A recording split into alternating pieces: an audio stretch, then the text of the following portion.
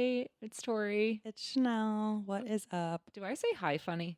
No, what do you mean? I don't know. I feel like when I listen back sometimes it's like, hi. Yeah, I mean, listening to ourselves in general is like, that's Weird. not how I thought that sounded. I know. I think you say hi beautifully. Oh, thank you. I think you say hi beautifully too. Oh, thank you. Oh, thank you. So we just recorded with James, and he is the psychic that we've talked about that we've gone to. Intuitive healer, as you'll come to find out. Yes. We asked him a bunch of questions, probably more than we anticipated. We got in deep. We were in the physical, we were in the afterlife, we were in the third eye. We went everywhere. Yes. So Tori wants to explain how she met him, but I just want to say we do have some outstanding items from last week's episode. We do know that we want to address some things. Nothing serious. That sounded really I serious. know. I'm like, Oh my what are God. the I'm like, we outstanding wanna address items? things. It's like We want it's like address. jeans. It's like the jeans that I'm wearing. I- But we will do that next week because this episode is going to be really long. It's long. Bear with us, but we promise it's worth it. Yes. And so we don't want to make it longer than it needs to be. But we're talking now. But we're talking now. So, Tori, why don't you tell the people how you met James? Sure. So I have been to James Benet. He is an intuitive healer and he will tell you all about it. But I've been to him 3 times and I met him through my friend Jess, who met him through another friend of hers. So word of mouth.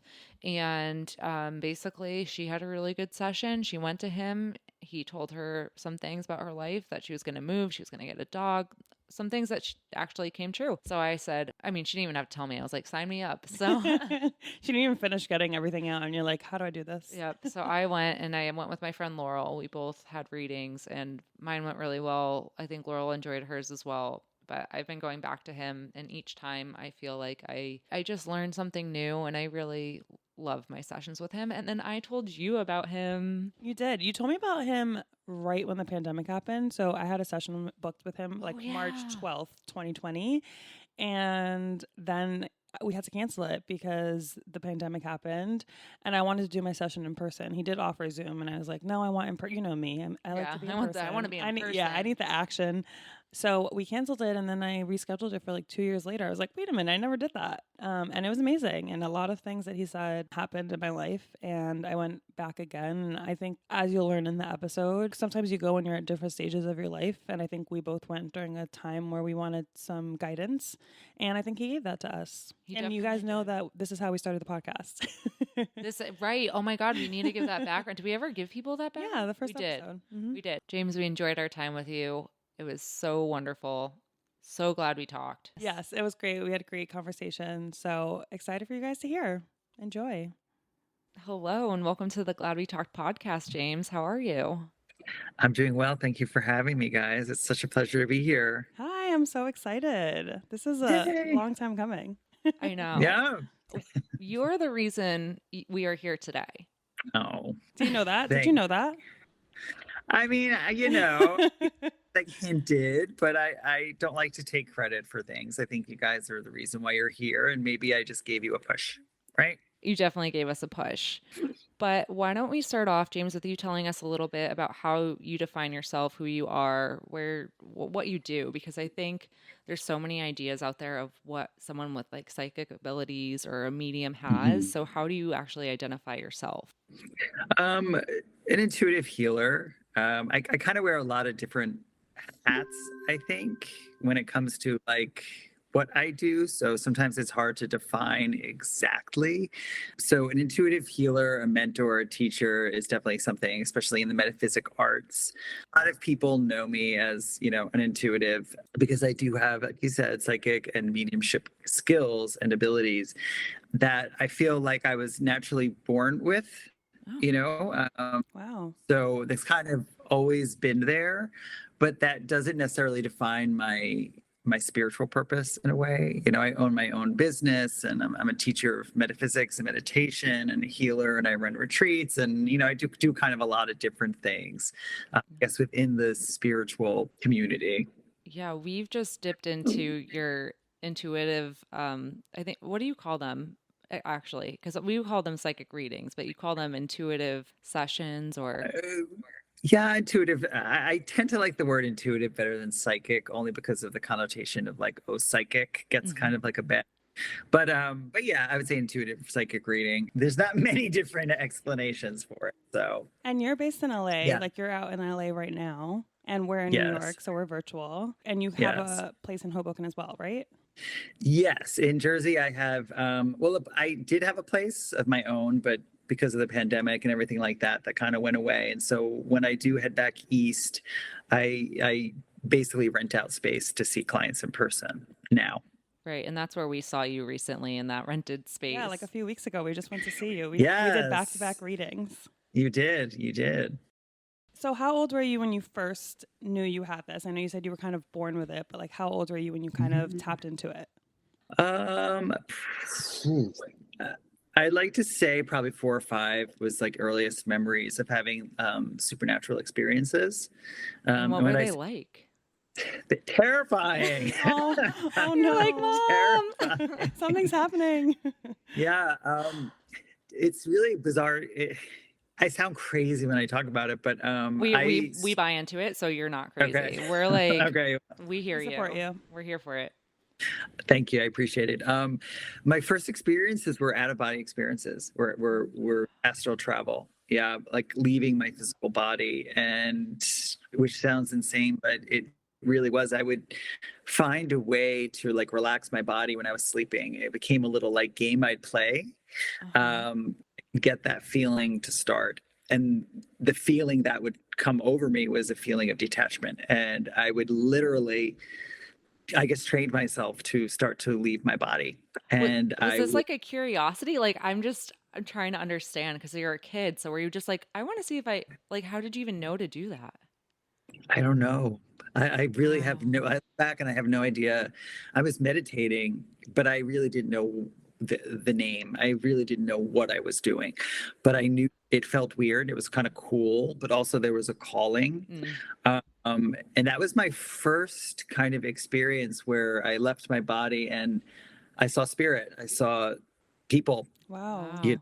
and energies and figures and shadows that were kind of in my space, and that scared the hell out of me.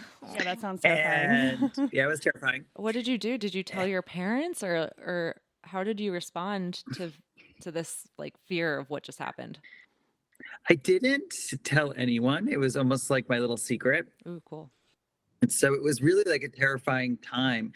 I feel like I would quote unquote meditate to kind of escape, like a little Mm. any little kid would do. When something is scary, you try to escape, right? And so I would do that, except I would have these other kind of crazy experiences, Yeah, it's like you no know? matter where you go, it's kind of scary. You're like, okay, I'm trying to escape something that's scary in the real, like physical world. And then you go and you're like, but I don't even understand this other place that I'm in. Yeah. And so it led to a lot of like sleep paralysis and a lot of just a really terrible time in the dark. I slept with the light on till probably I was in college. Oh my gosh. Wow. Wow. Yeah. Same, but not I because mean, I me saw too. spirits. We just have Yeah. two scaredy cats over here. Yeah, I was afraid of the Yes. monsters in my Yeah. closet and under my bed. Yeah. So different Me too. reasons. Yeah, you for valid reasons though. Yeah, you're like, there probably is a spirit in my closet. Yeah. Yeah. Like there was a monster under my bed. So it was rough. So when did you become comfortable to say like, okay, I'm going to tackle this fear? And ironically, we just did a whole episode on our last episode about fear and how when you can take that fear, you can actually unlock your potential and tap into your Mhm. intuition. Well, I remember talking to my mom when I was a little older and kind of saying that I feel things or I see things. And it was really kind of like, oh, just go back to sleep. You're not seeing anything. It's fine, Mm. just dismissed. Later on, I come to find out that my mom also had a lot of spiritual visitations when she was a child. So I think that for her, it was like a way to protect me from that. Although I was really mad when I found out that like she experienced some of these same things. But I guess what do you say to your 10-year-old? Like, yes, you are seeing. Yeah. I guess it's a difficult kind of thing to navigate when you have a child that might be going through that. So I understand it, but it was totally like I was so Yeah. mad. Or yeah, I was scared for a long time. I think that the first thing I did was then drown it out. Mm. And as I grew older and started to like, have other interests and high school and all that stuff, it kind of just, you get thrown into different things that matter. And so I think less and less I would have experiences, although I still would have fear, and it would happen periodically. Mm-hmm. In college, I went to college for performing arts. And so, I was kind of just, my mind was really elsewhere. I was on a different track. And so I kind of pushed all that stuff aside, even though I remember in college, my friends would kind of make fun of me a little bit. And they'd be like, James is like a crystal master. Like Oh, really? we would make fun of it a little bit because they knew that I was spiritual, but I was like DL. I kept a lot of my spirituality on the down low and kept it personal. But I would talk to my friends about things, but we would like joke around. But my senior year in college, a lot of what started to happen, a lot of what would happen to me when I was a child started to happen again. Oh. Bizarrely, my apartment was completely haunted where we were staying in Washington, D.C. And That sounds about right. I just started to have a lot of paranormal experiences again at that time. I started to get a lot of anxiety. I was having panic attacks. Let's just say it was hitting differently as an adult, as a young adult. Like I thought I was going crazy. I didn't know what was going on. I've never had panic attacks before in my life. And I was having like almost like one every other day. It was rough. And I think because of that, I was forced then to acknowledge that side of myself and say, okay, I need to kind of find some balance or peace within this. And also I needed to heal. I went through trauma as a child. Other than that, and so there was just other stuff in my life that I really needed to start to deal with.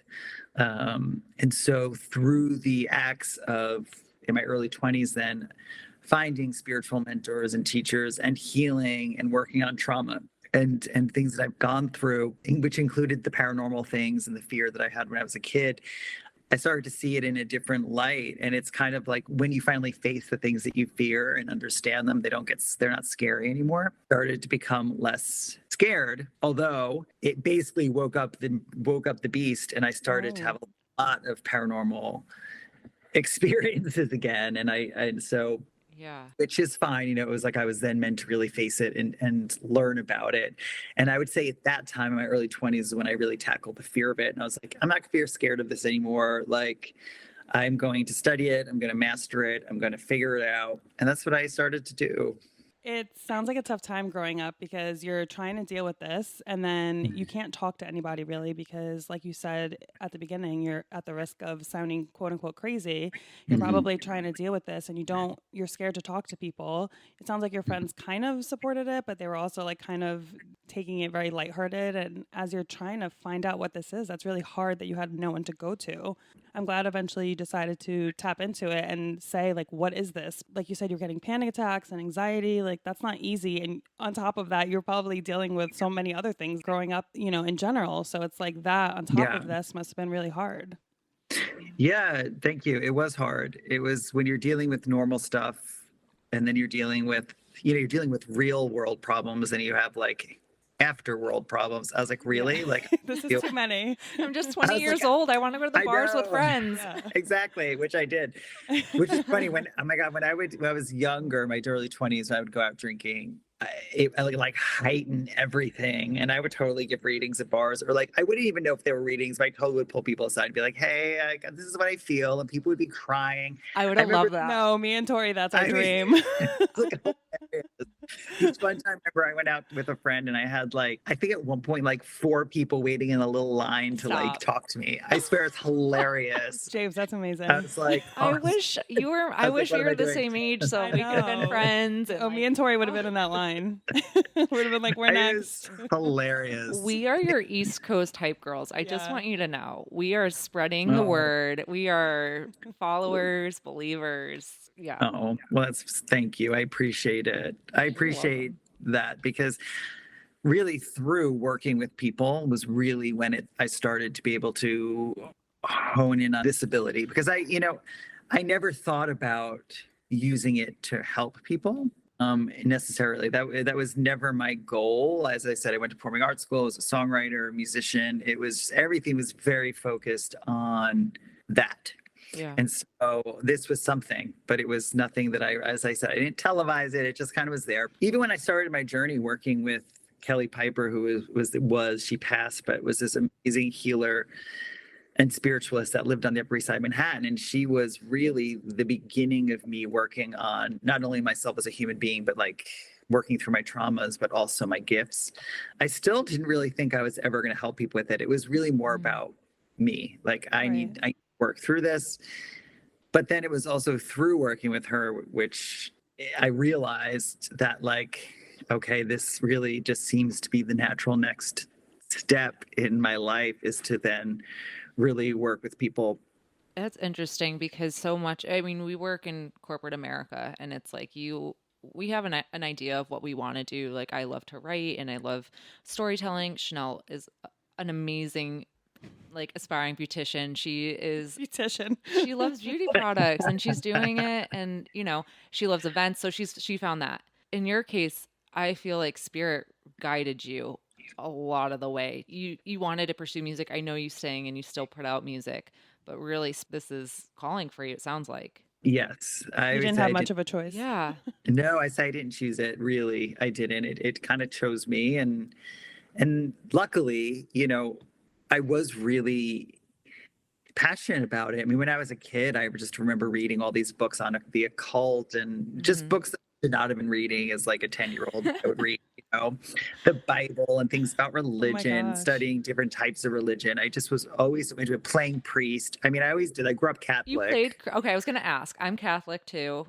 Chanel. Oh, we played priest all the time and therapist. Wow. The two things I like to play. It's kind of like I guess the apple doesn't fall far from the tree. I always was interested in human psychology and just what's going on in everyone's minds. And I was really connected to spirituality and religion and just world religion. It was always something I was interested in, and playing with tarot cards as a child and crystals.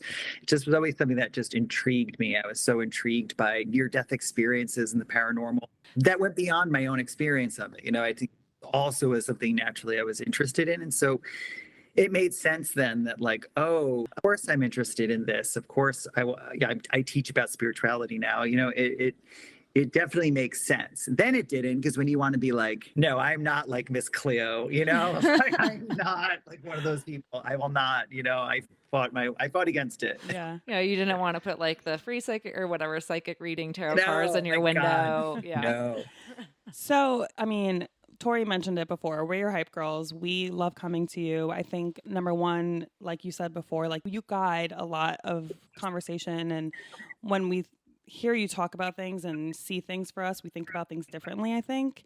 But how do you deal with people who are kind of like skeptical? Like, do you ever have anyone come into your, I don't want to say office, your room, My space. your space, My your space, energy, and they're a little skeptical? Like, how do you deal with that?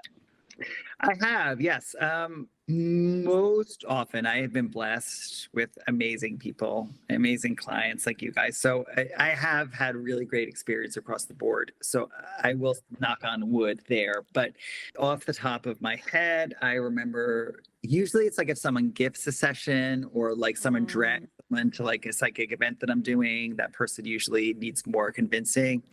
But this one time I had a client and he was just really the worst. I mean, I don't sugarcoat things. He was the worst. And I was like, why are you even here? Like, what's the point? Like, I don't know why you would seek this type of help when you're so close to it. And, you know, the whole time he's just like this with his hands crossed, and everything I was saying, he was like, nope, nope, nope, nope. Like just being really rude and just a big like DB. And so I was like, okay, like whatever. I just was like, you know, you didn't take it personally. You just brushed it off your shoulder. I didn't take it personally. I just sat there and was like, okay, like we continue or you can go, whatever, you know. But I tried my best, like I do, like to give him whatever he needed to hear, understandably that everyone shows up for a reason. So I was accepting of that. But it was terrible reading because I just couldn't, you know, when someone comes in closed off, it's not like spirit closes off to them. It's they basically close me down. And if I'm closed down and I'm not open to receiving these messages, I'm not going to get it, you know? So like they just wasted their money. But so everything happened and he goes to leave. And we had a little bit of like, there was a little bit of stuff. Like I know how to, I could throw in some other things, you know, I could just kind of turn into the life coach or turn into the mentor. I could turn on something else. And in my experience, I've learned how to do that. Like, you know, you kind of pull from different things if you need to with people. But as he was leaving, something inside me turned on. It was like, James, it was like, just mention his haircut. And I was like, Ooh. and in my mind, I'm like, no, I'm not, that's so I'm not silly. I'm not doing that. This is so silly. Like, no. But I was like, James, you have to. You can't go against your own advice. Like, this is what you feel, say it. So I was like, hey, I was like, by the way, I was like, I just want to say one last thing. And I'm like, nice haircut. And everything changed. I mean, he started crying and he said that he lost his dad. And he asked before he came to see me, he's like, if this kid is the real thing, he asked his dad to mention his haircut because he had just gotten a cut that. Yeah.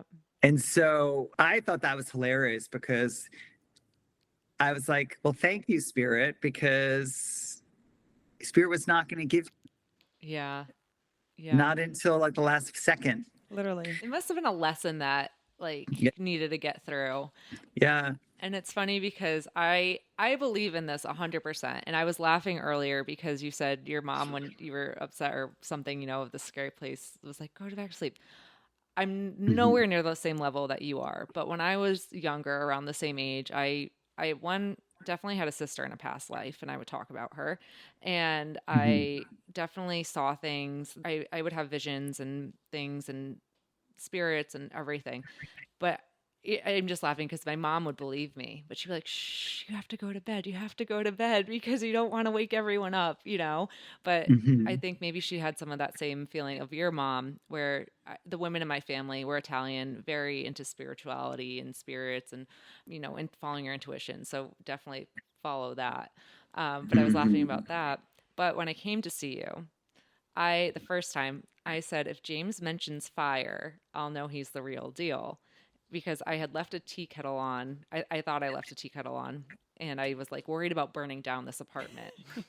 And I was dating a firefighter at the time. So I was like, if he mentions fire, I know he's the real deal. We're going through the reading and it's off to a good start. And I'm nervous. I was nervous because it was the first time I really invested in a proper reading. And you were like, what's this with fire? And I was like, all right, this is a great session. Let's keep going full steam. Yeah. You told me that story before, and it's so funny because I never thought to even think, like, I never thought to be like, if he mentions this, I know. Like, I just went into it and I was like, let's see what happens. And everyone's like, got this thing and everyone's prepared. I just like went in. And actually, when I went in, you saw my grandmother and you were like, someone came in before you and it's this woman and you described her. And it was literally her to a T. And it was like, scary. I didn't know what was going to happen. I didn't know that you were able to have medium abilities. Like, I didn't really know what to expect, kind of. It was my first time as well. So that was a crazy experience for me. And Tori tells me that story all the time. I'm like, it's so funny that you thought that, because I just went in and I was like, we'll see what happens.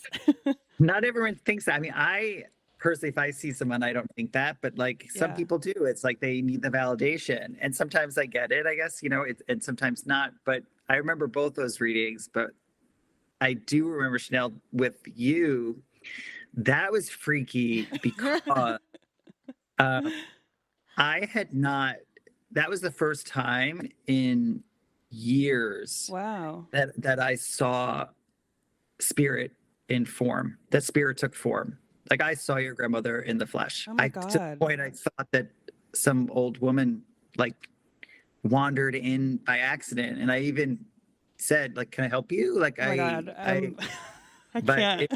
I remember him telling me a story and I was like, really, goosebumps. yeah, it was really like fair. I remember at home, my mom was like, how are your sessions? I was like, I was like, oh my God. I saw it an was actual. crazy. Yeah. I'm like, I saw like, and I smelt her and it was like, and I think she Wow. like went and came back. I mean, it was really intense. She was pushy, man. She wanted in.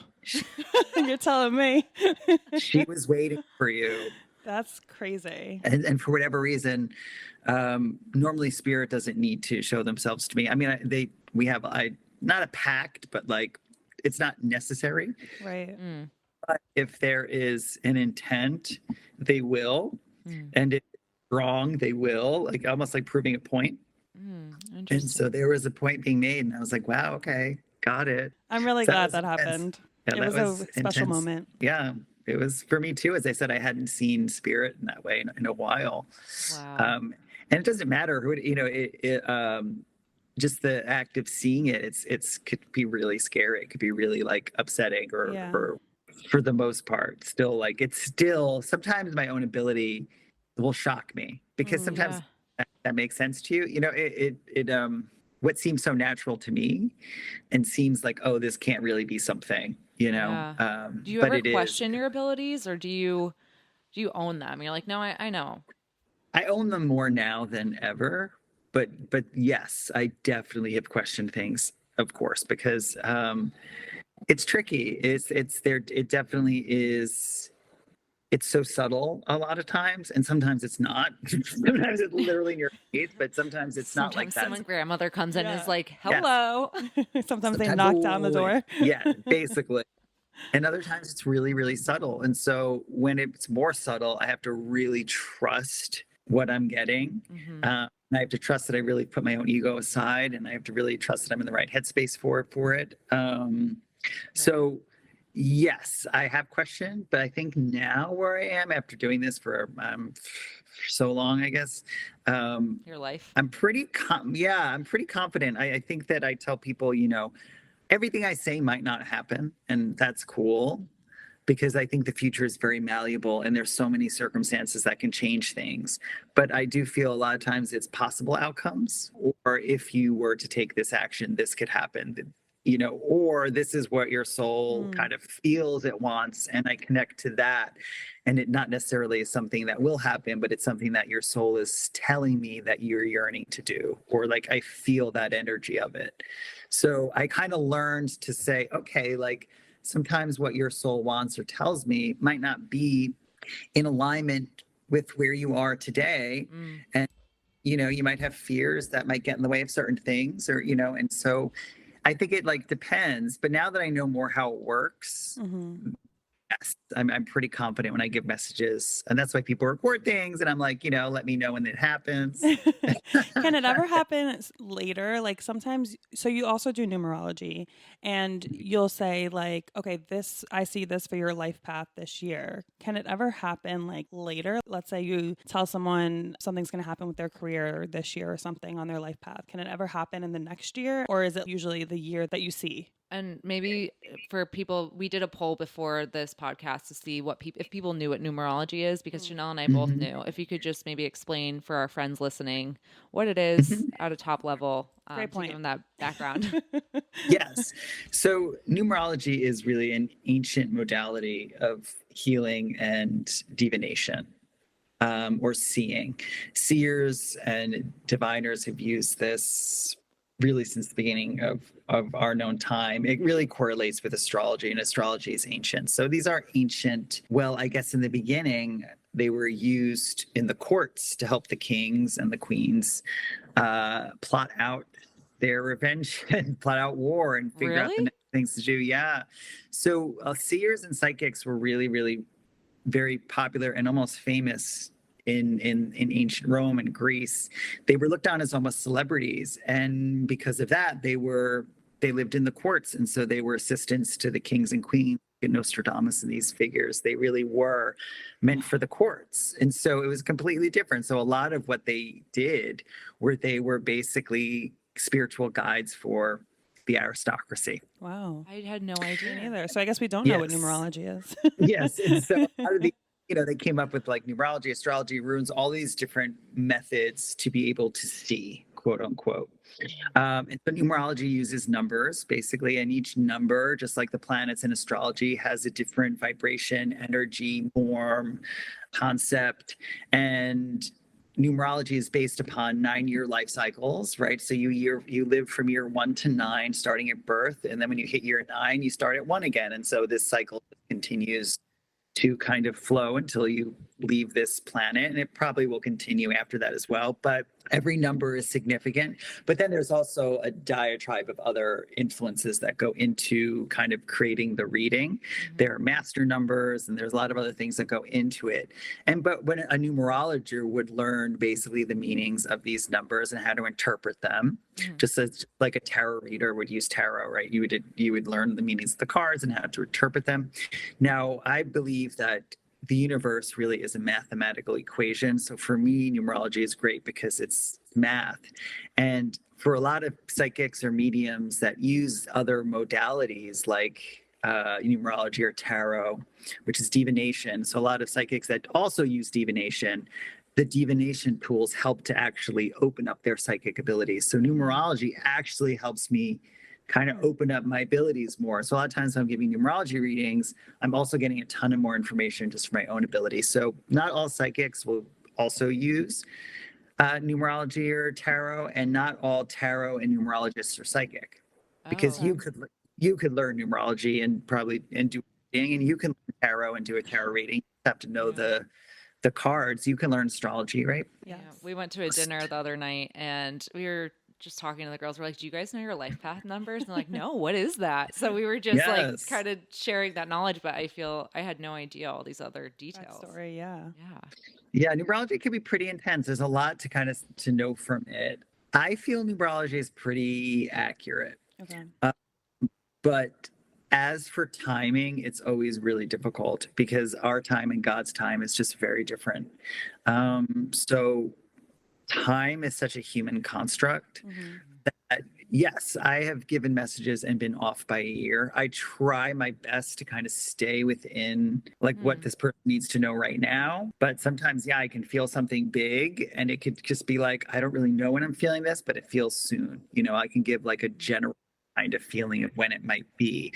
I definitely don't see like well into the future. There's no point for me to tell someone what's going to happen in 20 years. Like I don't even know It could that change. I want to know that. You know, I don't think that's important. I think really it's usually how can I help you while you're going through this transition in an intuitive way. I had 3 readings with you. So the first one was a lot happened. I think I had some spirit come through, like family members come, a lot. You told me about my career, what would happen there. You told me about relationship. I mean, you told me I was going to start working in sustainability. Chanel and I worked at a magazine together that was focused on home and gardening. I was like, oh, sustainability in that aspect. But then I went down a path and now I work in sustainability. I'm like, oh, that's what he was saying. You were so specific to pick out a date that would be important in my life. And that on that date is when I got that job to go work in Mm. sustainability. Wow. He's even surprised by himself. I know, He's look like, at look at me. I know. But and then I've had other times when you're like, this is all I'm getting right now, and I have the recording, and you're like, you know, you really Not a need lot's to do gonna this. happen. No, well, it wasn't a lot was going to happen, but there was just something in my life that I really needed to take care of, and you're like, you got to do that. You know, and that was what I guess Spirit wanted you to tell me, and I needed to just I agree with that. get to that.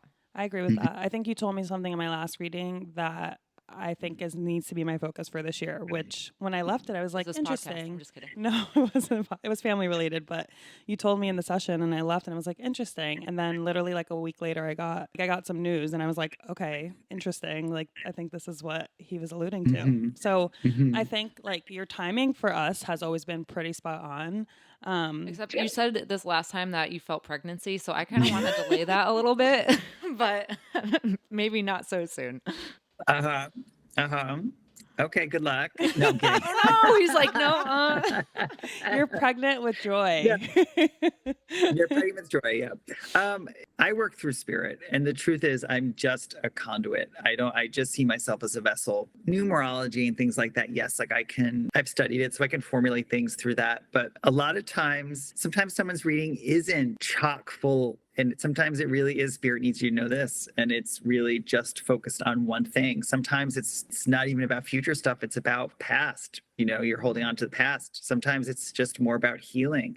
I've had whole sessions with people where really kind of left intuition and went more into like spiritual mentoring counseling. I was like, no, they need like guidance in real time on how to work through this situation. Knowing an outcome isn't helpful. And I think that as a psychic, I really don't get psychic readings myself much because I tend to want to trust my own instincts about life and really like focus on my own intuition, which we all have, right? Yeah.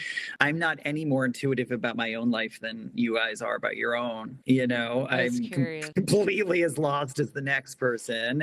And I try my hardest to kind of practice what I preach and say, okay, no, like figure it out, trust yourself. You know, I've been to psychics and I've done that work, and I've been to some great ones and some that I don't really know. But it's kind of funny. I'm like the psychic that doesn't get readings from other people. But I do have a network of friends and other psychics that I know. You create a tribe with other people who are like you. And so we will help each other out. You know what I mean? It's like if something's going on, we'll kind of just like touch base with each other and see what we might feel about each other and like that, which is a perk, I guess. Nice coworkers. Yeah, it's an interesting thing to have because it has been difficult for me in a lot of ways to make friends with people who know me as being, okay, James is intuitive. So it could be a little, and I know a lot of us have this, like kind of, it could be a little like lonely because, some will say, oh, I want to get to know you, I want to be your friend. And then really they just want you to go out and you give them, free readings and sessions and things like that, which happens, but that's, I think something I would love people to understand about it. It's not something that can be turned on like a faucet. The way that I work is I clear myself before I see clients. I make sure I'm in the right headspace. I call upon the powers that be. I make sure that, everything is in order for me to be able to channel. Yes, I talked about being drunk at a bar and like just giving up. It definitely would happen when I'm younger.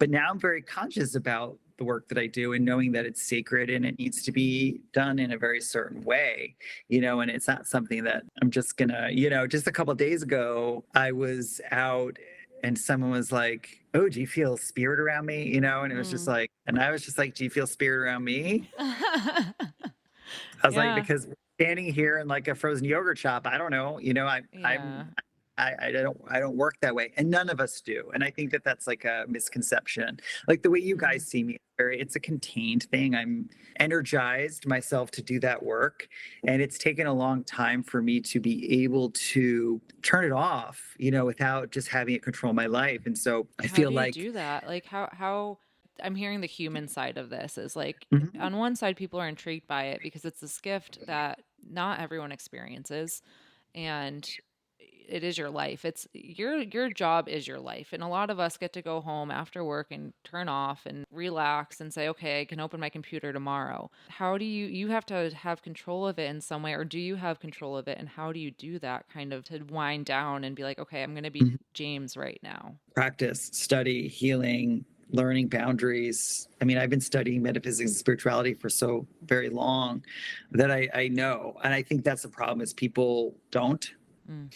So they haven't really controlled it and they're kind of just a hot mess when it comes to it. I think like anything, you need to practice and be a master of it. And a master of your intuitive self is to be able to turn it off. And the important thing is I know how to turn it on, right? And for me, I have a threshold. There definitely is a threshold. It's like a muscle. You can't do your biceps like all day, every day. You're just not going to be able to do that anymore. And for me, similar, it just comes to a point where like the channel is cold. Like I need to rest. I need to recharge, in order to have it open, at least for somebody else, Now there always are instances when I'm like, oh crap, I feel this and I'm going to say it, it's just too strong. And that happens. I do share with people for sure. I think anyone who's quick to be like, give you a street reading, it's not the real thing. So anyone in Times Square. Yeah, I would steer clear of anyone who wants to come up to you and give you a reading. I hate for without your permission. I hate for you that people kind of use you for your abilities, and it's hard for you to find who's genuine and who like genuinely wants to get to know James and not like James the intuitive healer versus like just getting to know you as a person. Like that must be hard too. But I love that you've grown into all of this, told us your backstory. You really struggled with how to hone in or harness your skills. Sounds like you've really done that in a beautiful way. And it kind of sounds like you're not done. Like you still have a little bit of ways to go. Like it doesn't sound like you just figured out a way and that's the way it's going to be for the rest of your life. It sounds like you can keep growing and changing how you do this and how you go about it. Well, thank you. I appreciate that. And yes, exactly. I am no better than anyone else. I think you are. I think so too. Well, thank you. You're a good person. Well, I think I'm a good person, but I think just because I help people doesn't make me a good person. I think that, I do get paid for what I do like everyone else, and I've grappled with that for a while. Like, God, I'm charging for spiritual stuff, but it's almost like, well, it's kind of I see it as a gift now that like, I write music. If I can get paid for my music, what's the difference? It's the same thing. if a dentist gets paid for getting root canals, why shouldn't I get paid for doing this? When, I am genuine with it and I'm not swindling people or cheating people, or I've never once sought out a reading from anyone. I've never once sent an email or an IM or an Instagram asking someone for a reading. I've never put myself out there. Everything's always come to me. And that's what I said. If I meant to do this, let it be. Let those that seek this come. I love Yeah. that. So I don't put it out there in that sense. And I had opportunities in my life to do like reality TV and to do these kind of bigger things as a psychic. Yeah, but it didn't feel right to me at the time. And so it just wasn't the road that I wanted to take with it, but c'est la vie, other people, that's just their own journey. But yeah, it is tough. It's like with anything else. If you're an amazing beautician, people, I love packing that word. Yeah, I know, it's so funny. Like people might like cozy up to you for some free makeup, and you should see her closets. It's definitely possible. Yeah.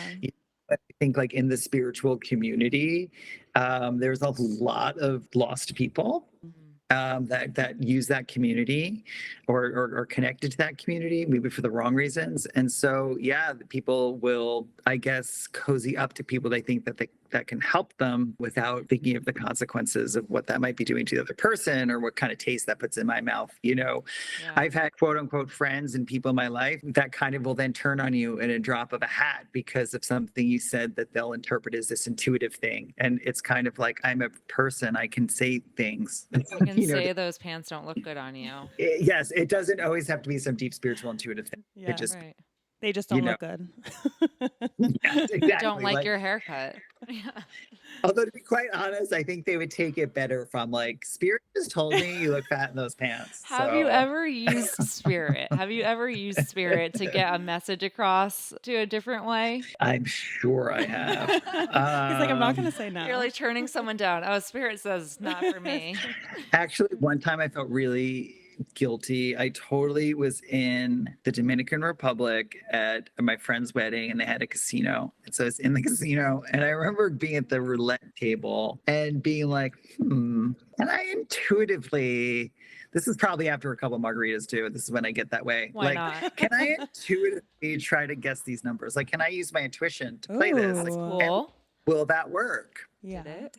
I just like had this moment of like, shit, it was working. Like, I kid you not, I kept hitting these numbers and like everyone was like following wherever I was putting my chip and everyone was putting their chip. We kept winning. It was great. And then finally I had I don't know how much I won, but I just felt like, okay, if you know roulette, this would make sense to you. I was like, Spirit or whatever was like, okay, put everything on 00. Just put it there, which is like the big win. Yeah. And I was like, screw it. Who cares? My vacation. And I did. And everyone kind of backed away. Like, oh, no, I'm not going to do that. It hit. Oh, my God. So I think I walked away with a couple $1,000s that night. Yes. Wow. Good for you. And so I felt guilty because I was like, I don't know if I was like really intuitive or if I was just like tipsy and thought I was. But that's the one time I used like my powers for no good. I love that. But no, I think with people, I would never say Spirit said something to me and like manipulated into something. Yeah. Yeah, so I don't think I've done that. I don't get that energy from you. Yeah, I don't She think just I've had to done that. ask. I just had to ask. There's some questions that you have to ask, and here's the platform. Of course. I love the People gambling do. story. People do. But I've been to like the table when people are winning that, like the roulette kind of vibe, and like someone keeps hitting the numbers, and it is like the movies. Like everyone cheers, everyone's like, next one. Yeah, it's crazy. It's so fun. It was crazy. They sent out like the pit boss or whatever that person is. I'm like, maybe I am cheating. You're like, but little me. I am. That's amazing. Good for you. You were meant to have that money, so it's all good. Yes, I think that I was meant to it. I mean, I think I might have tried another time and it like totally didn't work, and I was like, oh, screw it. But I think that I'm realistic with things. If something is for your greater good, it's going to happen regardless, whether or not someone says it is or not. I think so. Yes, destiny plays a part in some things for sure. I was going to ask if you believed in destiny, and it sounds like you believe in free will as well. Yes, unfortunately, I think that we think that spirituality is this all-giving source of energy, and there are certain things in life that we're just destined for no matter what. And it's not true. We are here on this plane, which is a beautiful place to be.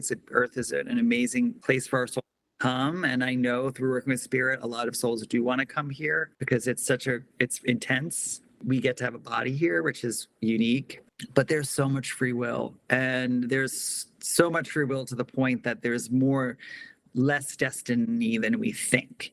Things that I know that are destined, and what spirit is open and kind of sharing with me energetically, is people we meet, our family. We are destined to be the family that we were born into. We choose them. And soulmates, people like that come into our lives, the changers, people who come change our lives or wreak havoc to our lives. Those people are destined. We are destined to kind of fall into those places with certain people. But within those relationships, we still have free will. You know, people always say, can I scare away my soulmate? And I'm like, yeah, absolutely can. You know what I mean? If you're really crappy to someone, they don't have to stay around. You know, so we co-create with the universe, but we have a lot of power here, which is a good thing, but a bad thing if you're not proactive about being here. Right. When you talk about being proactive, what are things that we could be doing to tap into our own intuition? And do you believe that everyone has some type of ability, or is it selected people? Because I feel like there's a scale maybe of people that are more intuitive or less intuitive, or, you know, what does that look like? And I don't know. We all have it. We all have sixth sense. We all have extrasensory perception. It is part of being a human in this body. Unfortunately, it is not taught. If all were taught at a very young age how to use that, it would be a different story. But we aren't even taught how to use our own senses, right? That's No true. one's taught how to listen. No one's taught how to see. No one's taught these things. It's just there. Well, extrasensory perception, you do have to be taught how to use it, or how to even be aware of it, or what that feeling is. We all have gut feeling, that is for sure. I'm sure you've walked into a room and you're like, ooh, there's something about this place I don't like. Or you meet someone, there's just something about them you don't connect with and you don't know why. We all have that. And that's kind of like the beginners. Okay, let's cultivate that. Other things like the mediumship and these types of abilities, we do have the ability to connect to a certain extent. However, there are some life kind of circumstances that can happen to us, especially as children, that kind of no fault of your own develop.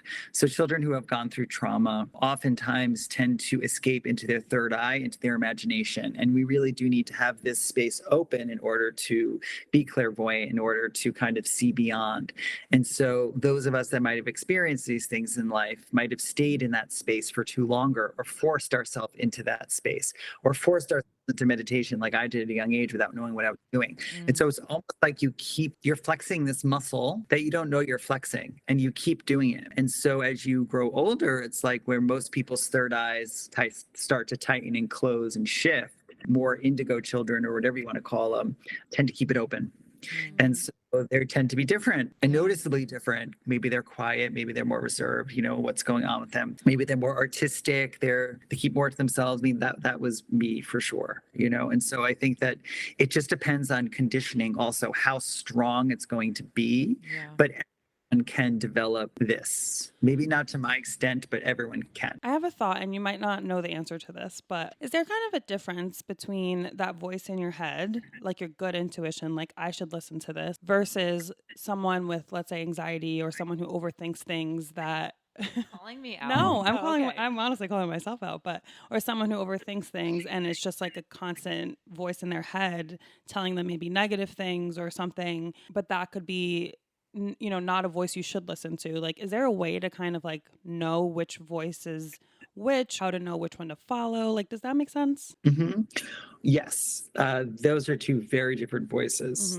Could feel similar. Fear and intuition could be misconstrued, because there could be a very similar feeling, just like how fear and excitement could be a little bit mixed up. Intuition will never come with fear. It come with a sense of urgency, but never fear. It just won't. Nothing through the divine is fearful.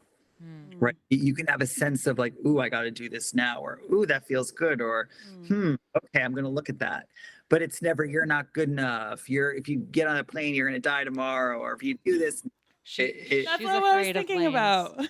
about. Yeah. That was what was in my head when I said it. That's weird. Yeah. Yeah. Okay. Mm-mm. Oh, That's interesting. completely fear. And that fear is based upon conditioning. So in traumas, there's some reason your body is repelling against that because of a trigger. Intuition could feel like a trigger, like you're being triggered, but it really isn't because it can come out of nowhere and it could be connected to anything.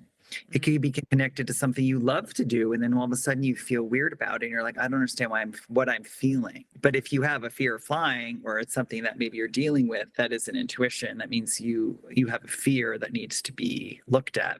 You know, your body keeps the score. Every trauma, every thought, every life experience you've ever had, every time someone's told you you're not good enough, or you're ugly, you're worthless, right? It's all stored in there. Mm. The body does not forget.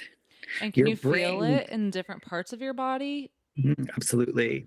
Yes. So when you're triggered, a lot of times with certain things, you can feel it's a very physical thing. You can feel it in your body. And I think that's why for some it gets mixed up with intuition, because intuition could also be a very physical feeling. Mm. But intuition is not a somatic response to something. It is just it's all intuition is. It's a knowing that supersedes cognitive reasoning. It's supernatural. It's above the natural. So it's just knowing something to be absolutely true without conscious reasoning. Fear, there's conscious reasoning. You can absolutely figure out why you're scared of something if you just deduce it back to, well, that moment that I start to become scared of it because of blank. Psychic and psychic intuition, it's very, very different. It's unseen. It's an unseen force, whether it's coming from the divine or it's coming from somewhere else. So it is challenging to navigate those different voices. But I always say there's two kind of voices. There's God thoughts, God voice, and there's everything else. A God voice or God thought is something that picks you up, that maybe wants you to avoid something because there's something better, right? There's always, because there's life or light somewhere else. Fear will lead you right into the belly of the beast. Fear is something that will get you to do something and then beat you up for doing it. Mm. Well, I like that. I like that too. So, fear and ego will tell you, oh, you've had such a hard day. That ice cream looks so good. Go eat that pint of Ben and Jerry's. Eat it, eat it, eat it. You got to eat it. But maybe you have food issues, right? Yeah. And so you're like, intuitively, screw it, I'm eating the ice cream. And then you eat the ice cream, right? And then a minute after you finish it, that same voice comes back and is like, fat ass, why'd you do that? See, you're nothing. I told you, it's the only voice that will protect you and kill you at the same time. It's really important to navigate away from that. It got you to a place and then it yelled at you for getting you there. Exactly. It gets you there and then beats you up for being there. Yeah. You can't win. Intuition, following your intuition, you will always win. Oh, I like that. That's good.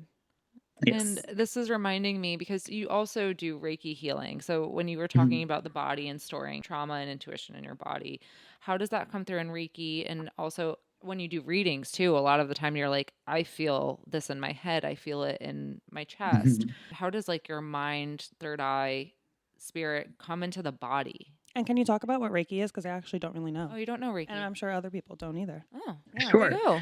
Sure. Reiki is a Japanese energetic healing modality. It is non-denominational, and it's based on the fact that there's this source energy or this divine light, energetic light that's available to all of us. And this light promotes ultimate healing and balance and optimal health. And if cultivated and you learn how to use this energy, you can help yourself and others kind of remove these energetic blocks that might live your body or in the chakra systems, that you can be optimal. It can help with anxiety, depression, any type of acute physical symptoms, to emotional symptoms, to spiritual symptoms. And yes, Reiki to me was like a gateway to a lot of that, because again, going back, I love psychology and human psychology and the understanding of how we hold on to trauma in our bodies and how we really have to release it so that you can just start feeling better. So that's what Reiki is. How does this all come together? So we talked a lot about spirit and that part of the afterlife world, and spirit and this kind of space between I don't want to call it reality. What would you call it? the physical world? The physical world, yeah. Yeah, so the space between the afterworld, physical world, how does it represent in your body? Like, how do you make that connection? Your body is the vehicle. It is the space where your life force is being housed. It is the antenna into all dimensions and all worlds.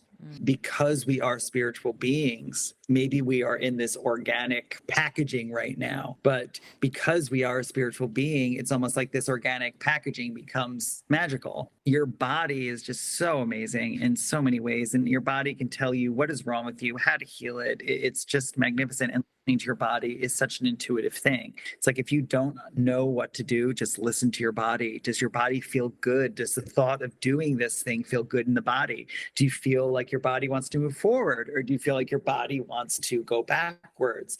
Think about a deer in the woods, right? It's the deer is either going to come towards you because it senses its body is like, oh, I can move towards you, or I'm going to get the hell out of here.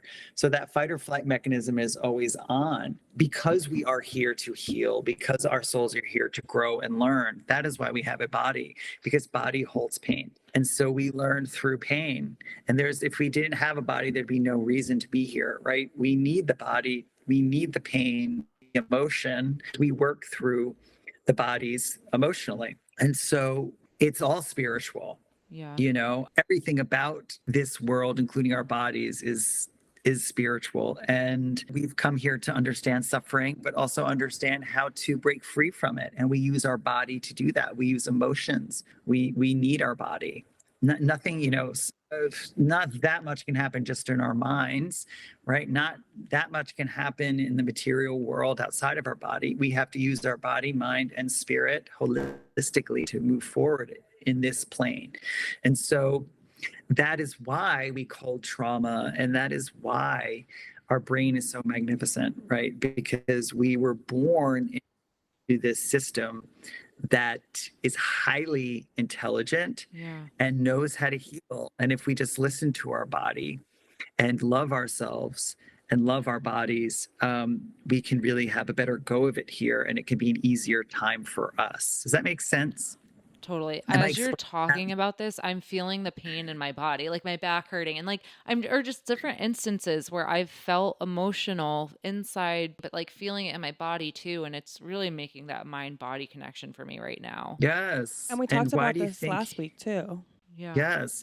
Your body is it's telling you what you need to heal. It's basically like something being like, knock, knock, knock, I'm here, do something about it. In Western culture, we get cut, we put a Band-Aid on ourselves, or, we get sick, we take antibiotics. But for emotional pain or trauma or psychological pain or spiritual pain, it's really the same thing. Yeah. So we had a life coach on last week, and she asked us like if she feels like fear or emotion manifests in our body. I was saying that I kind of feel it in my stomach. Like I get like this pit in my stomach anytime I'm like stressed or anxious or on a plane or whatever it is. It manifests itself in like a pit. And I know other people can get like put it in their shoulders, and you put it in my shoulders. Yeah, and you finally get out of the situation and you breathe, and you're like, why am I achy? And you like held so much tension because you were stressed or emotional or whatever it was all physically happening to you. Yes, you have physical reactions to these things before even you would have a mental reaction. But that's important because these physical reactions are telling you something. It's saying, hey, I'm not right. This is a symptom of something not being right. And then we're meant to be proactive and heal it. Yeah, I have anxiety and depression, and we actually talked about it in my session, and I really appreciated when you asked me that I was getting the help I needed. That really meant a lot. And it was part of that period brought me to another session because I said I feel like it's time, but also, I felt like you were seeing me as a person too, so I really appreciated that. Of course. In having anxiety and depression, I feel like I would suppress those physical feelings and not connect it with my mind. And now as I'm becoming an adult, I'm learning that those things that my soul is trying to learn bring up this anxiety and bring up these feelings and physical feelings, mental feelings. And that as you're talking about it, you just did, that's what I'm saying. It just made this click in my brain where it really kind of set in that maybe it's also my soul's purpose to figure these things out. Yes. So that's why you have a body. Yes. It's helping you. It's helping you. That's all it's doing. And we treat it so badly and poorly, or we try to suppress its symptoms. Oh, you're sad, take a pill. Oh, you're this, take a pill. And in some instances, yes, if it's severe, you do need medication, of course. But you're also meant to really look at it and say, there's a better way of being, if you're depressed, it's sadness turned inward or anger turned inward. What is that? What's going on? Is there trauma that you have not dealt with? Is there inner child work that needs to be done? What is that? And that is connected to why your soul is here. So your body is the voice in a lot of cases of your soul. Wow. It is how your soul is getting you to understand something immediately in the moment.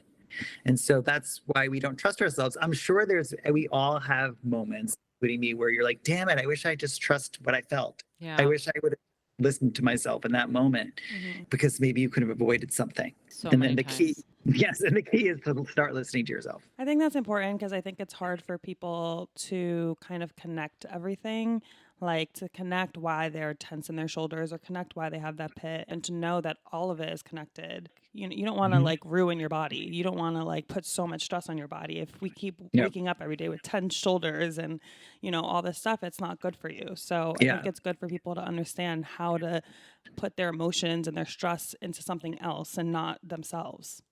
Yes. Hence soul purpose. Hence the need to do something. A lot of people that have had a bad go of it or a hard go at things, a lot of times they want to be more. What can I do? It could be very an enlightening feeling, right? I went through trauma, so now I want to help people. I want to, help people who are sad. And so it could be a really like motivating thing that gets you to do something. Yeah. Right. Even though you're trying to figure out how to heal from it, you still know like maybe there's a bigger purpose, right? Your body is telling you that. Yeah. Probably before your mind is. You're not here with no help. Yeah, it's not like we've been, dropped here without any map. We have a navigational system. We have an inner compass, and it lives in the body. And if we trust it, it can help navigate your life path. Yeah. And do you think that also like spirit angels are guiding you too? So it's like you have yourself and then you have the spirits around you? Yes. And spirit will use your body as well. And so again, it's a channel, it's a conduit. I don't know, the remote. They will work through it. Spirit works through people, through people's bodies, getting people to do things for the betterment of themselves and humanity. And in my work, spirit will absolutely work through the psychic senses in my body to help me understand what might be wrong with people. So if I feel like my stomach gets tight or my heart gets constricted or I can't breathe, it's like they're trying to help me to feel what this person might be feeling, even emotionally. If I'm really sad or really anxious with someone and I feel that in my body, most often they're showing me that so that I would know what this person might be feeling so I can help them. Those physical things really helped me know that family members were with me. And during my last reading, I was able to connect and see, and I'm like, oh, that's them. So it's just interesting how they also come through with their previous vehicles to say I had hurt in my head or I hurt in my body. So the body is so connected even in the afterlife. Yeah. So connected. I mean, they know. It's like we sometimes have to remember that that spirit knows, where this is your angels or your guides or whoever you want to call their angelic friends. They understand your body. It's not like they understand way more than we do. Wow. So they're always very conscious of our humanity, even though they are superhuman. Now they're not of the human race anymore, but they are very aware that we are. And so a lot of times when spirit will communicate, they will communicate as human, but they also with an underlying, I'm coming through this way so that they understand who I am, even though I'm not that right now, so it's just so you would know. So, that. or you wouldn't connect with it. You wouldn't connect with that. I was going to say, I think that's like an important part of the readings too, because I mean, we talked a little bit about skepticism, but even people who aren't skeptical, I think doing those types of things like, oh, I feel something in my like stomach, or you told me from my grandmother, I feel something in my leg. That to me validated that like you saw her, you felt her because she had like issues. Like it's kind of like a validation for us too in the Connect room, with in your them. space. Yeah, to connect with them and to know like Mhm. you are really seeing who we hope you're seeing, you know? Yeah, they will try their very best to Yeah. communicate everything within the language, my language.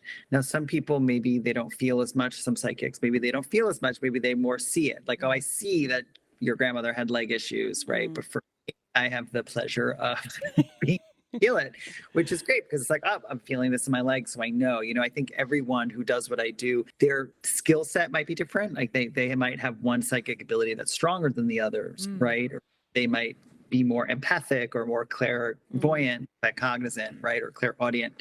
One might be stronger than the other, and so, but they speak your language, let's say. So they will try their best to give you everything that you can understand through them. Does it get confusing sometimes if you have a line of spirit around and people trying to come through and do messages? I know we kind of went through a long list of things and going back to spirit, but I It's think okay. connecting to people that have passed is often, I think, what brings Hmm. people to medium. But do you have it sometimes where everyone shows up and it's just like, wow, it's loud in Yes, here? it becomes like Lucky Charms, just like too many marshmallows. Yeah, absolutely, it happens, and that's when I get like, I usually can sense if that's happening if it's like really like a lot of random stuff at once that I'm like I can't put this in order. I don't understand, and there's too many voices happening at once. That does happen, and usually I can kind of get them to relax a little bit. I've learned throughout what I do, it's like you have to talk to spirit, especially those past loved ones and this energy. You talk to them like you would talk to normal people, like one at a time, people. Like you Take a gotta back, number. Yeah. yeah, please take a number, back off. Like I know you all like have something to say, but if it's too overwhelming for me, no one's going to get through. Yeah. So that happens with one-on-one sessions at times, but it's more prevalent in like group readings when there's a lot of people in the room. Then there's that can definitely be more of like the theme of it. But again, that comes with practice. The more you do it, the more you can navigate that situation. That's I guess. interesting. And it sounds like you had that too when you were younger, but you've kind of learned to kind of turn it off like you were saying. So that's good because I can't imagine all those voices in your head all the time. Oh God, no, my God, no, awful, Yeah. awful. It's very rare now that like if I have done work with people or I've had group stuff and I don't clear myself enough or I don't take the time to like do what I need to do for Yeah. self-care, I'll notice that maybe at night I'll be woken up again and like certain things like that will start happening. Like being waken up in the middle of the night was a very common thing. I'm like, just back off, people. Yeah. Let me sleep through the night first. Sometimes it would happen where like if I know I was seeing someone, let's say I was Chanel, I was seeing you tomorrow, and that night I'm woken up. Times I get a sense of, oh, this is for my client tomorrow. Like they're just a little early. Oh. Like And your I'll just be grandma. like, Yeah, like my grandma came in before me. yes.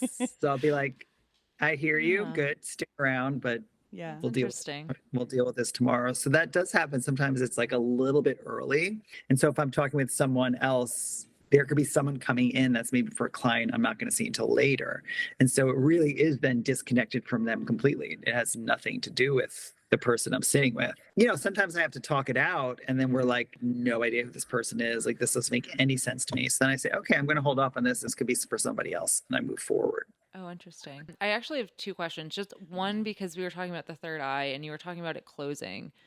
Does it completely close or can you always like, is it like a muscle that you can reactivate and kind of, I want to know because I'm like, I think I need to tap into my third eye. Yeah, I think we talk about like energy centers, they can't completely close. We need our energy running. It's kind of Mhm. like shut it off, but it could be blocked, maybe is a better kind of way of looking at it. But yes, people could be completely blocked. And one thing I will say about third eye specifically is why it's a difficult one for many people is because of anxiety and is because of overthinking.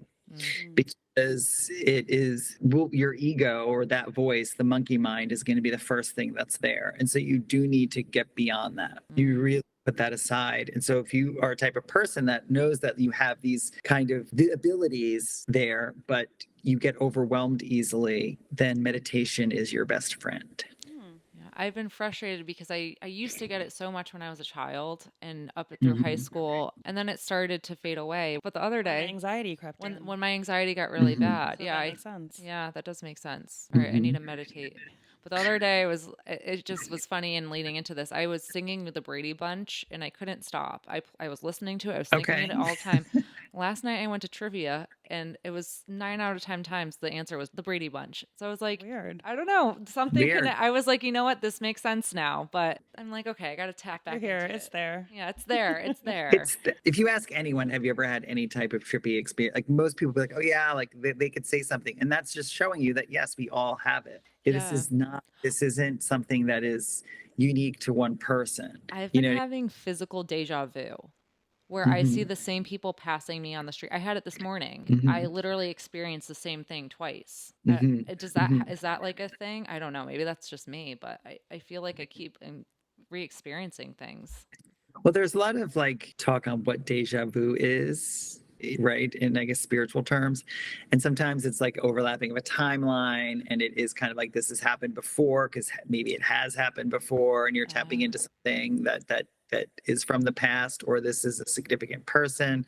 I tend to think if you keep seeing the same people, like random people over and over, there was this one guy I remember I would see all the time, like so weird until finally, and he noticed it too, until finally I stopped and I was like, hi, you're my spirit guide at this point because I see you literally way too often and I have no idea who you are. And you show up in the craziest spots. And he's like, no, you show up in the craziest spots. And I'm like, well, obviously, sometimes it's just synchronicity. And I think synchronicity is important to recognize in our lives because it's saying that like you're in the right place at the right time. Hmm. And sometimes people and situations can become reminders to keep going, like you're on the right path, this is right where you are meant to be. Interesting. I didn't know that that's what Mhm. that meant. I remember commuting and seeing the same people, but I feel like that's different because you have the same schedule. It's crazier when you're in like a bar one day or like a coffee shop and then you're walking down the street and you keep seeing the same people. I Mhm. think that's a little bit more of a weird like coincidence and something's up. Yes, when things become too coincidental, it's synchronistic, and usually that is just kind of like, okay, I'm on the right path, this is a reminder that I'm on the right path. And the same thing could be numbers. If you see repeating numbers and things like that, it could also mean that. That's interesting. I did not know that. Okay, so what's your favorite type of reading? I mean, for reading, like reading as in, oh, I thought you meant like books. I'm like, my favorite. Oh. We also want to ask you normal human Yeah, questions. we're gonna ask you that We're after gonna we're ask you done normal here. human Like, questions. Don't worry. You're like, I really like Shakespeare. I know, like, I really like Andrew. Between all of them, like tarot cards and You do so numerology, you do so much. Like, what do you enjoy tapping into the most? I guess. I really enjoy when I connect with guides. I enjoy when spirit is more geared towards someone's like soul evolution, connecting them with like their soul purpose, soul path. I think we like that too. Or spiritual purpose. And not everyone wants to hear that. Unfortunately, a lot of people that get readings, they want to know, does he love me? And by the way, never ask a psychic that. That is my Yeah, what are Don't your pet ask it. peeves? What are your pet peeves? Wait, let him finish this other question. Sorry, I'm just Does so he love curious. me?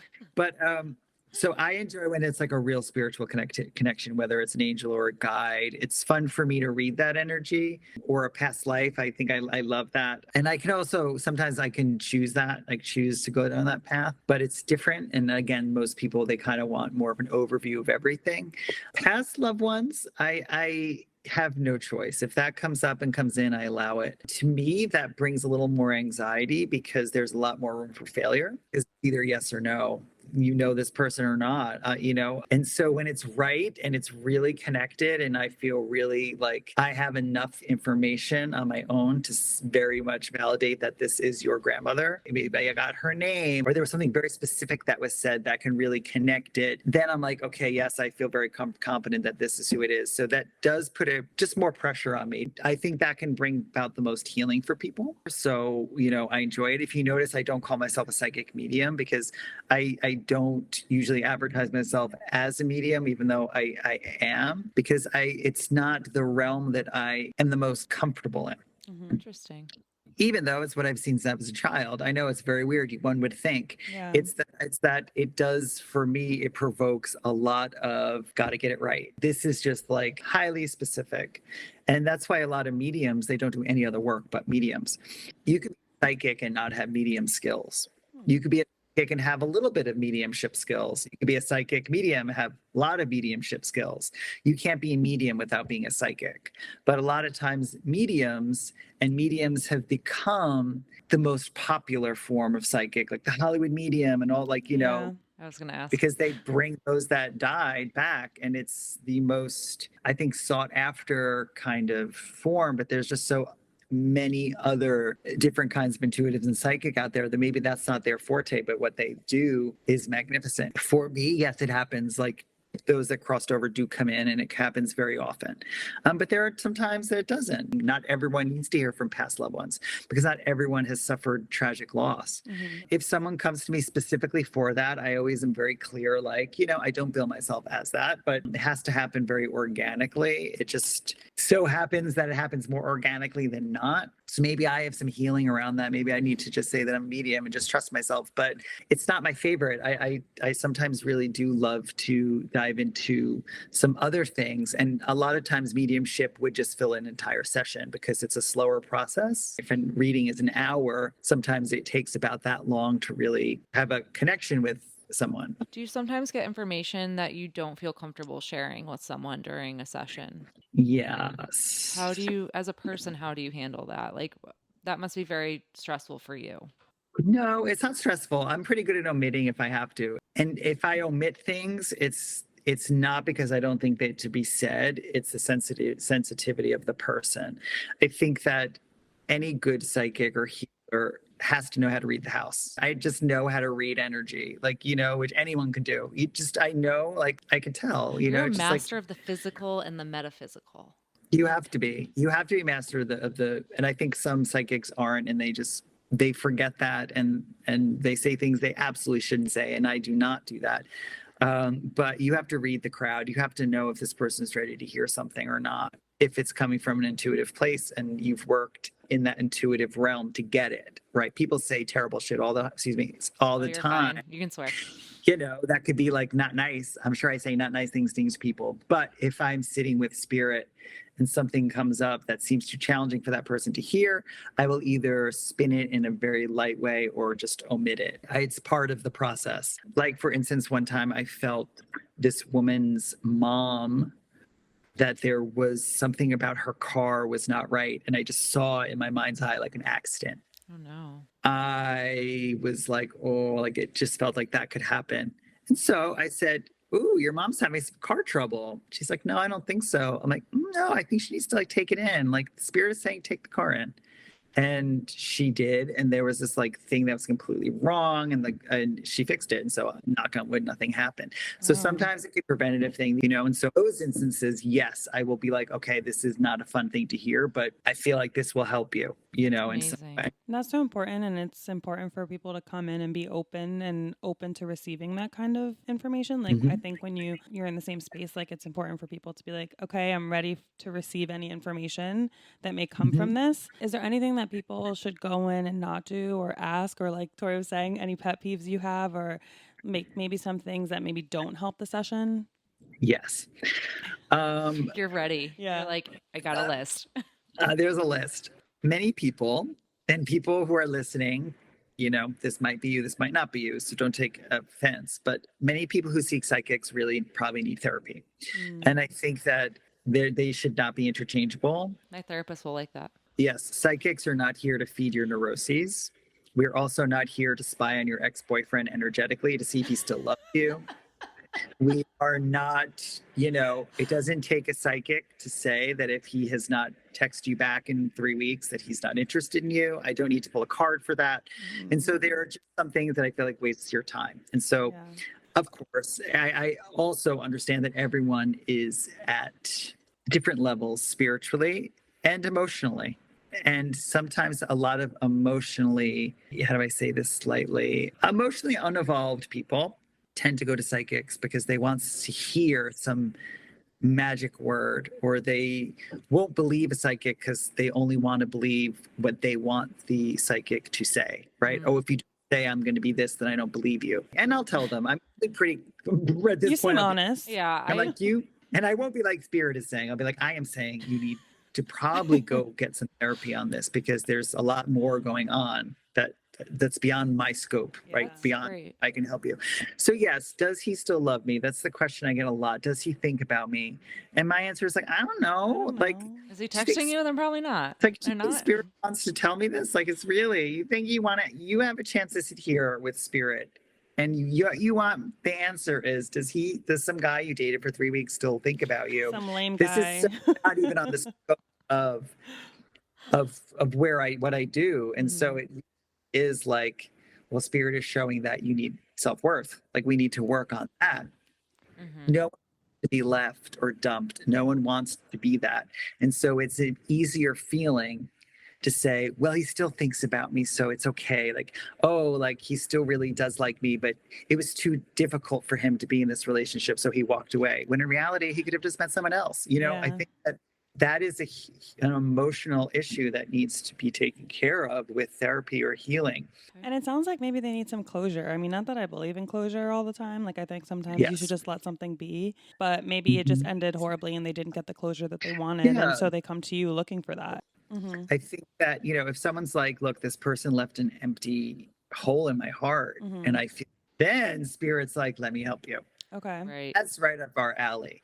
But this, like, I need to know that this person is still validating me is like, well, that's not how life works. Life isn't fair. Okay. There's nothing fair about this reality, unfortunately. And so, yes, people will just not be interested in you, and people will walk away. And the people who do that are emotionally stunted. And so you have one emotionally stunted guy, like treating or girl, treating a guy or girl like crap, not ending it right. And then that person being in an also emotionally stunted and is trying to figure it out in a very unhealthy way. So it's two unhealthy emotional people coming together and then trying to figure it out, right? So one is not better than the other, Right. but it's like, I think that everyone wants to justify being loved or not being loved. And so I think that it opens up a greater issue spiritually. And I think for psychics, they love doing love readings because that's what we all want. And It gets that like burning question that every person has. they can manipulate very, very easily. So I could say, oh, he does think about you. Yes, I do feel that. She's like, I knew it. And if yes, and she's like, I knew it, and I'm like, and I can, if you pay me $100, I could do a love spell for you, and bam. And that's where the skepticism and all of this like Yes. murky area comes in, because you have people that Yes. are like you and you genuinely are using your skills, and then you have people that are trying to take what is someone else's skill and manipulate it to use people and Abuse it. Yeah, abuse it. Yeah. And that's unfortunate. That's really And it's prevalent. It's everywhere. So people have to be really careful who they choose. On the flip side, be very careful who you go to psychically if that's what you want. You do have to choose the right person. And this isn't someone almost often that advertises necessarily. It's not going to be someone that has like a psychics here sign. It's not going to be these people. So you do have to do research and word of mouth. And so for me, if someone asks, I tend to use tarot as a nice thing to use when someone has these types of questions, because tarot is just like a magnifier of your own energy. You pick the cards, and so it's like you're picking the story to be told, and you can kind of get answers in that kind of safe way. But I won't kind of go to your spirit guide and ask, because the spirit guide will be like, tell her she needs to throw a set and get out. Like that's what she's going to hear from the spirit guide. Unless it's an extreme circumstance where this person really does have these feelings and is too shy, or no, there will be a resurgence of this energy, especially if it's marriage that's failing or something that's in a bigger kind of situation. I want everyone to leave feeling good about themselves. A psychic session should be healing and it should uplift you, but there are other ways to do that by boosting that person's self-esteem and letting them know that no, this person isn't meant for you and they don't think about you. However, I can tap into soul purpose and see, is there a relationship for you? And if spirit will agree, will let me see that. And so I can always show them a light at the end of that tunnel. The first time I came to you, I was very single, and I had just gone through a breakup, and The first thing you said to me, we did this whole, and I think you do each reading a little bit different how you set up, but we were sitting there and you were like, I see a lot of hurt in your eyes and like this pattern of like dating just cyclically hurting you and not having good experiences. But then you did, and that was probably something I needed to hear, and Spirit was, guiding you there because I did have that weight on me. And then you said, I see someone with flowers and da da da, and all these other things that gave me hope. So I didn't Mhm. necessarily come to you. It was on my mind, so I know that we were going to tap into it, but I didn't ask you the questions. But I did appreciate at the time how you recognized that thing that was bothering me, but gave me hope to see that Yeah, there was a better thing down the line. because it was a spiritual problem. It obviously there was a pattern. There was sadness, disappointment, whatever it was, and spirit or your guide will worry about that. They will want to help you through that. So it just depends on a lot of situations. Yeah, Actually, not saying anything right. and just letting me do my thing, you probably will get a semblance of an answer without saying yes he does or no he doesn't. You know what I mean? Most Right. often it's no, that your souls have moved apart, this wasn't meant to be for you, move on, but there's something greater coming and let's connect to that. I think that's interesting. And I think people come for specific things. A lot of people go during pivotal times in their life when they're Mhm. looking for answers or hope, like Tori said. We did a poll and we asked people, like, what would you want to go to a psychic for or an intuitive reading for? And it's like career, relationship. What were the other two you put? I put career, relationship, family, a And self, self discovery or something. self And love. there was there was answers across the board, and it's not just one answer. I think everyone has that something on their mind that you go into it hoping to get some answers on, and I think it really depends on what stage in your life you're in. Like if you're And in how a open you are. and how open you are, and like if you're in a relationship and you're happy, maybe you don't want relationship stuff, maybe you're content for now, and maybe if you're Mhm. single, you Mhm. want to know if you're going to end up with someone, and you want to know if there's someone down the road for you, or if you have family stuff going on, is everything going to turn out okay? Like I think people go looking for answers. I don't Yes. think necessarily they need to come in and be like, is this what's going to happen? But I think they Am I go, going to get that yeah, job? I think it's just the energy that Yeah. you pick up on. Like you picked on up on something with Tori and the hurt. Yeah, spirit knows what you want. It's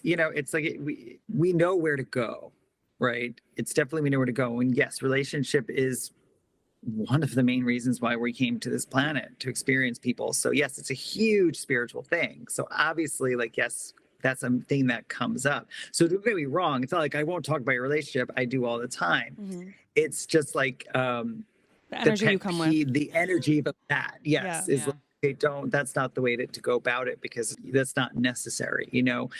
I think that dealing with the core issues of what's going on a soul level is, at least for me, what moves me as a healer intuitive. If I tell you something that feeds your ego, you'll leave it. See, I knew it. I knew it. See, I said it. But no, something that fills your soul, you leave feeling okay. I'm going to be okay. Like I can navigate my life. I feel good about myself. I'm confident. I'm a goddess. I have this good things coming for me.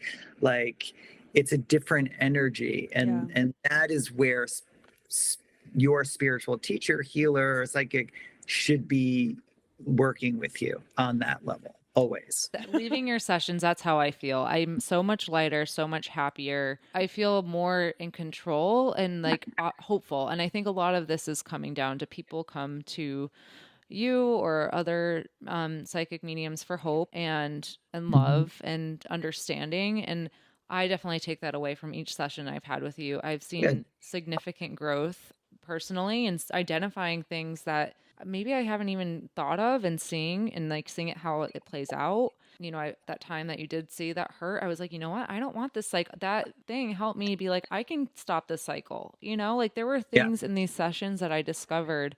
One time you told me I take on too much energy as an empath and I need to put an orb up and control that. And these are just tools that I take away with me and I think of every day, and I am so Good. grateful for that. But I would love for our friends listening and, I was referred to you from my friend Jess, who came to see you. She was referred through a friend. Chanel, I told her about you, but my friend Laurel came to see you. We know some people are lined up to come see you. But we would love to know how people, our friends listening, could connect with you and the services you offer in terms of, since you're in LA, do you do virtual? How Sure. often do you come to the East Coast? Yeah, Mhm. let our friends know how to get to you. Yes, I'm on the East Coast. Well, my family's in New York, so I do try to get back often to see them. So when I go, I try to set aside a day or two to see clients, and I always like will kind of put that on my website or send out an email blast about that. But normally I'm virtual, so anyone anywhere can. I work with people not just only in this country but other countries. So really, virtual is great for me. So my website is benemudra.com. My last name is Bene, so BENEMUDRA.com. A lot of people find me on Instagram at Bene Mudra or at James Bene. Instagram is another way to easily find me.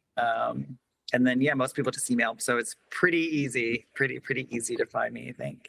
I Yeah. think that's great. And to kind of wrap up, what do you like to do in your free time when you're not channeling spirits? What do you like to do? What does James like to do? Tell us about James. Tell us about you. Oh, this question. Who's James really? Yeah. I'm like, I think like that's a whole other. What do I like to do? I really love RuPaul's Drag Race. Yes. I love to have a good time. I love food. I love to try What's new your favorite restaurants. food?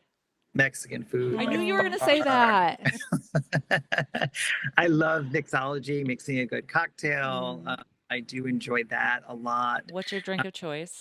Margarita with Same. mezcal. That's like my new one. I Yes. love a margarita. I love it, architecture. I love interior design, museums. I'm a musician as well, which I've also been doing. Well, it's just as long as I'm doing psychic stuff, which is funny. So I What type enjoy of music do you produce? all types, but I've been studying the piano since I was like a young kid. So I play the piano. Piano's And I beautiful. enjoy music. Yeah, and just music for me is a celebration and a way to express myself, so which and some of it's spiritual, some of it's not. Some of it has nothing to do with it. So I enjoy doing all those normal things. I enjoy watching, The Last of Us is like kind of what I'm into right now Okay. on TV. So I good. haven't got into it. I'm afraid. Is it scary? Yeah. Oh, you watched it I too. mean, I'm watching it and I'm scared of There are things. there are moments of there are moments, but it's like more about the human condition than anything. Yes. That's why I Okay. like it. So I should watch Yeah, it. It's good. you should watch it. Yeah, it's All right. it's good. It's good. And you have Maybe. a dog. Yeah, what is the dog's name? I have a dog. He's sleeping. You can probably see him on the bed right there. His name is Zool, after Zool from the Ghostbusters. Cute. He's sleeping. He's a Boston Terrier. He just turned 1, and so adopted him. And getting a puppy is an intense experience that I don't know that I would ever choose to do again. Although I'm very grateful for you. It was a life-changing experience that I'm not sure I was ready for, but You become a say- parent. You're like, I Pretty love you, but I much. don't know if I liked you. pretty much. It's like okay, I'm a parent now, so it was a lot. So Chanel is our beauty guru. Loves products. Do you have any Beautician. products that you would recommend that you love? Right now, I'm kind of in the Korean market. I enjoy my Korean skincare because They are the leaders. and they have a lot of like products there that have like more of the ingredient in there than here, so it's more concentrated. I love the SkinCeuticals product line, so I've been like really into that. But of course, it's like you don't want to spend $150 on a serum. You can buy SoulCeuticals, which I did a lot of research, and they're amazing. So they're that Korean skincare product, and then CeraVe, I like swear by it, which you can get at CVS, like a drugstore. Very dermatologist recommended. Yes, so I enjoyed that. What else do I enjoy? What is your favorite book? Because you said when we asked you readings, you're ready to go with reading. I know, it's do like you read? reading. Yeah.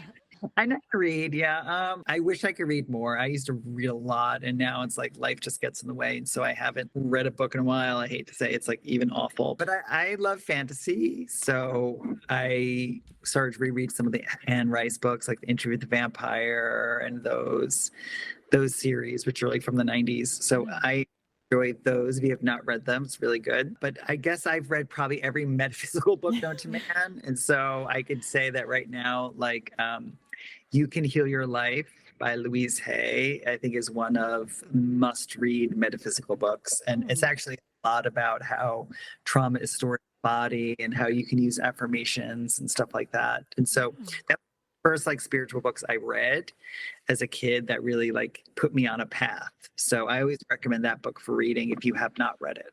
I like that. We can link that too. Yeah, we have a book club. It's Yeah. it's the Glad We Read This book club. We So haven't we'll talked about add any it. books yet, but Oh, you have to put that in. You Can Heal Your Life. I mean, it's from the 80s, but it's amazing. We'll cool. definitely put it in. Well, this has been quite a delight. Yeah. Is Yeah, there, thank you guys so much. I hope I was able to Thank answer your you. question articulately. I'm just shocked. You had so much wealth. You were a wealth of knowledge. I just feel like It was great. I learned so much, and Well, I thank just you. love that we got to sit down as people too. Like, I just enjoyed talking with you and learning more about Oh, you. well, thank you. Thank you. I appreciate it. Yeah, no, it's wonderful. I'm happy to do it. And it's fun to talk about kind of all of this stuff, especially with people who've experienced sessions and if Yeah. you can kind of understand like what the inner workings of it, you know, like it's helpful to me to have you guys kind of understand that too. So thank you. I appreciate it. Thank you. It's good to hear the background, and I'm Yeah. excited for my next I sessions. know. Yay. Can't wait. I Yay, cannot wait. yeah. And I hope our friends sign up for one of your sessions, and they can get to be in your space and talk to you because it's truly it's great. Yeah, can I plug something? Yeah, oh Please my God, this do. is the platform to plug all Okay. the things. So my an amazing yoga teacher, Kim Larkin, and I are hosting a 1-week adventure yoga and self-development retreat in Sicily. We did it last year and we're doing it again, August 26th to September 2nd. Spots are filling up, but if you're interested, definitely check it out, bennymoocher.com. It's on the website, but it's going to be yoga classes mixed with like traveling, eating, wine, and I will be doing intuitive development classes. So it could be a fun kind of, it's awesome. Just, I'm not saying that just because I run it, but it is truly like a magical experience. So I just wanted to say that. It It sounds, sounds amazing. magical. I know. We're Yeah, like, it's pretty cool. It's pretty cool. I mean, Googling. There was not one con on that list. yeah, the retreat center is like in like the hills of Sicily. It's just like so beautiful, truly. That sounds amazing. Sounds like So- it would be a great trip. And you could sign up Yeah. on On my the website, there's a link to it and all the information. Yeah. We will be sure to give the friends all of your information. Thank you. I appreciate it. Thank you so Thank much you. for sitting down with us. This has been amazing. I know. You're I'm welcome. so glad we talked. I know, me too. It's good to kind of get to know you guys better. So I Oh. appreciate it. Thank you. Well, take care, Bye. guys. All right, bye. So that was amazing. He is such a bright life. He is. He's a bright life and a bright light. I think it was really inspiring to listen to him talk, and that was beautiful. beautiful. And on that note, I think we're going to sign off since this was a long one. Tori, do you want to plug all our stuff? Yes. Thank you, friends, for joining us on this journey. You know where to find James. And if you have any questions, we'll always route you to him. And you can always find us at Glad We Talked Podcast on Instagram and TikTok. Don't forget the TikTok. We have so much fun there. And you can email us at gladwetalkpodcast@gmail.com. Is that it? Yeah, and don't forget to rate and review us on Apple Podcasts and on Spotify and wherever else you get your podcasts. Put the good karma out there. Put the good vibes out for Glad We Talked. Spirit, if Spirit takes you to leave a review, Then so it would would- we. exactly. Okay, bye, All friends. right, bye.